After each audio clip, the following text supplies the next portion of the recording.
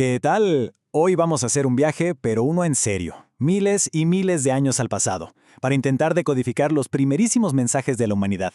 Y no hablamos de textos ni de audios, sino de algo mucho más power, mucho más duradero y misterioso. El arte rupestre. Básicamente, los primeros posts de nuestra historia. A ver, pensemos en esto un segundo.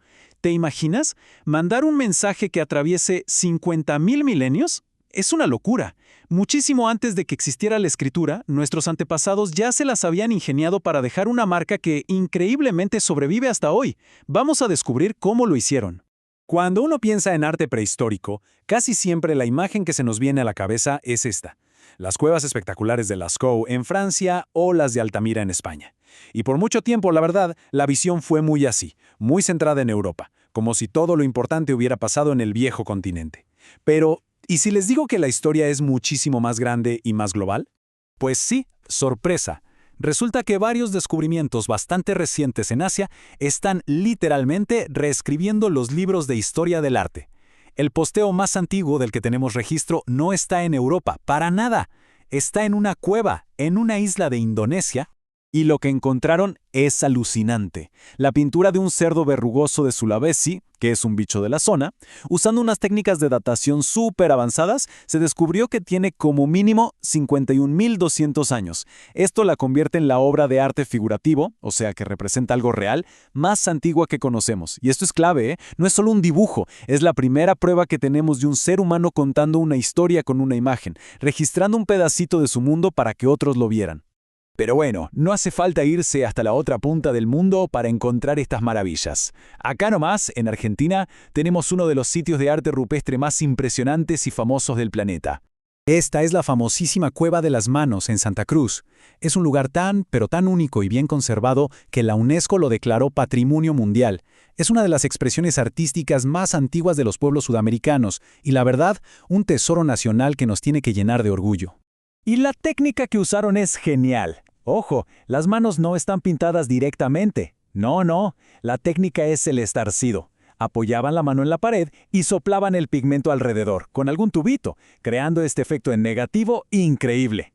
Un dato curioso, la mayoría son manos izquierdas, lo que nos hace pensar que usaban la mano derecha para sostener el soplador.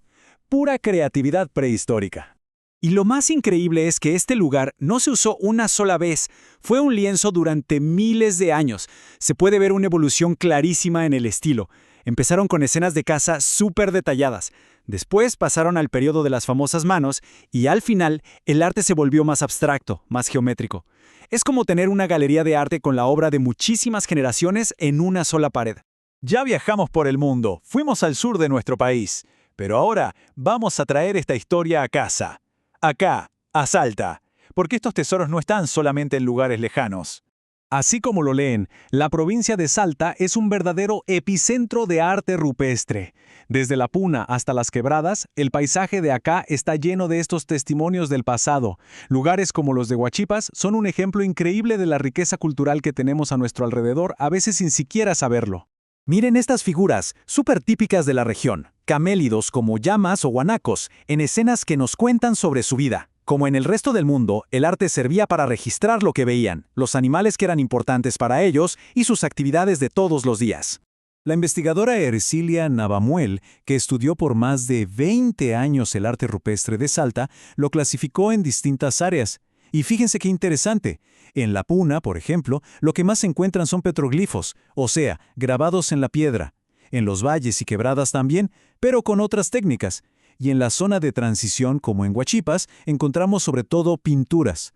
Esto nos muestra cómo cada cultura, en cada región, desarrolló su propio estilo. Por ejemplo, en Huachipas hay más de 40 aleros con tinturas. ¡Una locura! Se ven nombres con tocados y escudos, cóndores, serpientes y escenas que parecen de caza o de algún ritual. No son solo dibujos, son como códigos en piedra que nos dejan espiar un poquito cómo pensaban y veían el mundo esas culturas. Y ahora, ¿qué tal si nos convertimos nosotros en artistas prehistóricos? Todo esto que vimos es una inspiración buenísima para la clase de artística. Vamos a ver cómo podemos recrear estas técnicas de hace miles de años. Bueno, lo primero es el color, obviamente.